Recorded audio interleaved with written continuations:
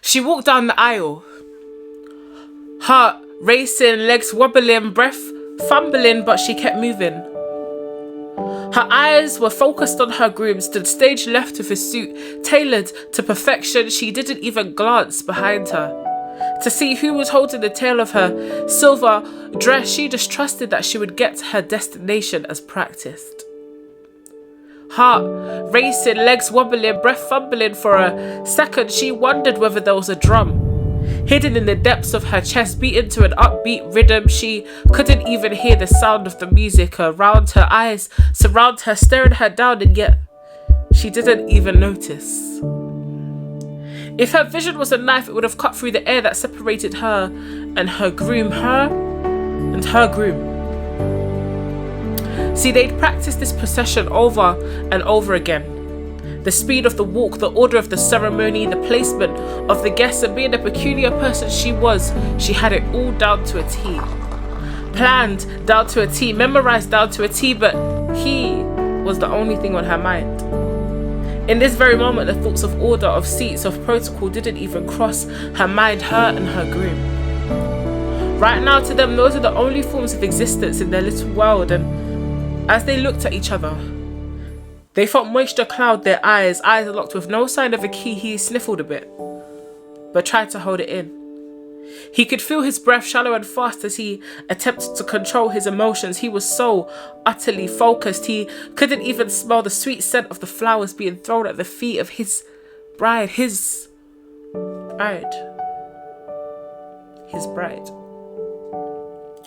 He'd never seen anyone more beautiful, had never felt more blessed and in love than his bride. As he continued to battle his emotions and his eyes struggled to focus and his breath pursued instability, his best man looked at him. Initially out of pride and admiration, and then out of worry. Praying silently that this groom would not let his asthma get the better of him, his best man nudged him slightly, trying to get his attention, but the groom, he didn't even notice how long this moment seems. While for us, the audience, this may be a brief 5-minute process, each minute of a happy lover's hour is worth an age of dull and common life Afro-Bain. Cause see, I've never been in love. At least not with any 4D individual, but my parents, they make it so easy to imagine. They make it so tangible that you almost want to reach out your hand and touch it as though it were a holy cloak and you were bleeding a decade. That's a long time. 10 years to be exact, and that's the number of years my parents are celebrating as a married couple. 10 years of love and affection and hurdles they've managed to jump over together. Antoine de Saint-Exupéry once said that love does not consist of gazing at each other, but in looking together in the same direction. And if there's anything that my parents have ever taught me about love, it's this: that you don't need to be crazy while you're in love. That you could be smart, happy, and patient in it, because love is a state. Being crazy in love is a state. But love itself is a verb. Because love is like a fire. You have to keep it stoked. You have to keep feeding it coal or wood. You have to nurture it and give it time. And marriage is like the fireplace.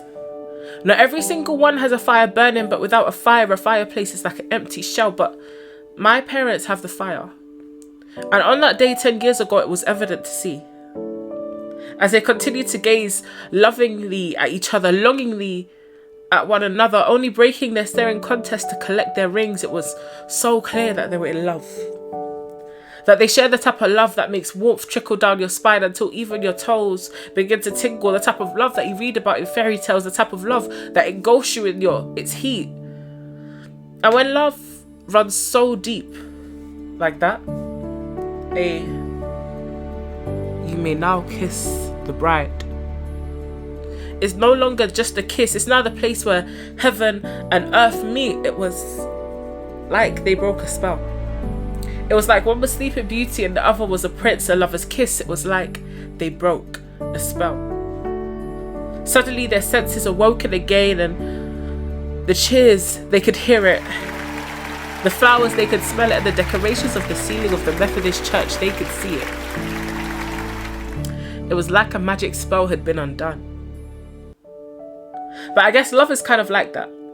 Love is like magic. Or as me and my friends like to say, love is ghetto, because anytime I hear people talk about love, they say things like, oh my gosh, she's so obsessed with him. Or he's crazy in love, fam.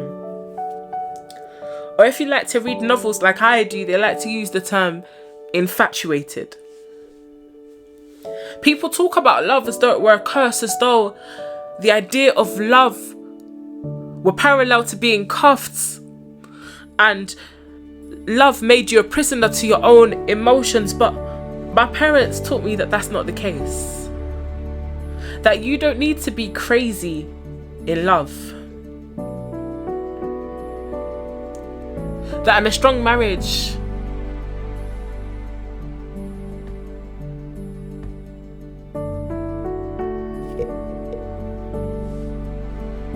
you can be smart, happy, kind, free, and patient in it.